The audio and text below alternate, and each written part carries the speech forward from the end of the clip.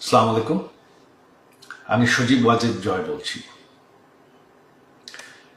অনেকদিন পর আপনাদের সামনে সরাসরি কথা বলছি। প্রথমে আমার আপনাদের প্রতি কিছু প্রশ্ন আছে। আজকে কি আপনারা ভালো আছেন?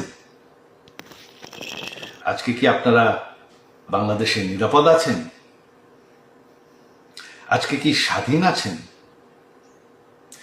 আজকে কি এই অবৈধ সরকারের বিরুদ্ধে আপনারা মুখ খুলে কথা বলার সাহস পান? আজকে কি বাংলাদেশের পক্ষে, বাংলাদেশের স্বাধীনতার পক্ষে আপনারা মুখ খুলে কথা বলার সুযোগ পান, নাকি গ্রেফতার হন? গত 1 বছর ধরে এই অবৈধ অনির্বাচিত রাজাকারদের সরকার অবৈধভাবে ক্ষমতা দখল করে আছে।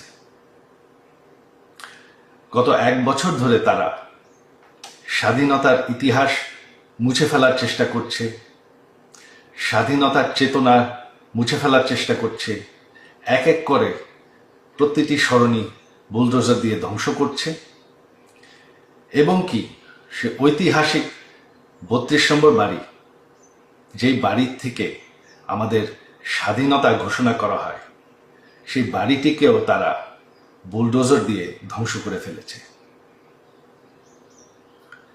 আজ সেই জামাতি রাজাকাররা দাবি করছে যে আমাদের সংবিধান বদলাতে হবে। যেই রাজাকাররা আমাদের দেশের 30 লক্ষ মানুষ হত্যা করেছে, 2 লক্ষ নারী নির্যাতন করেছে, আজকে তারা বাংলাদেশকে ফেরত পাকিস্তান বানাতে চায়। আপনারা কি সেটা চান?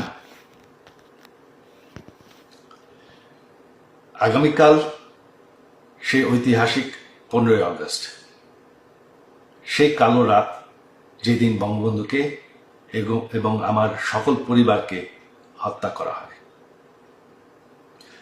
বঙ্গবন্ধু কোনো রাজনৈতিক দলের সম্পদ নয়।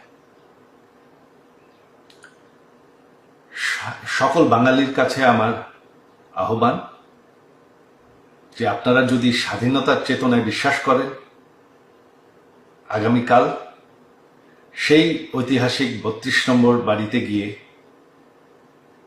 বঙ্গবন্ধুকে স্মরণ করবেন, সেই বাড়ির সামনে ফুলের তোড়া রাখবেন এবং মোমবাতি জ্বালাবেন।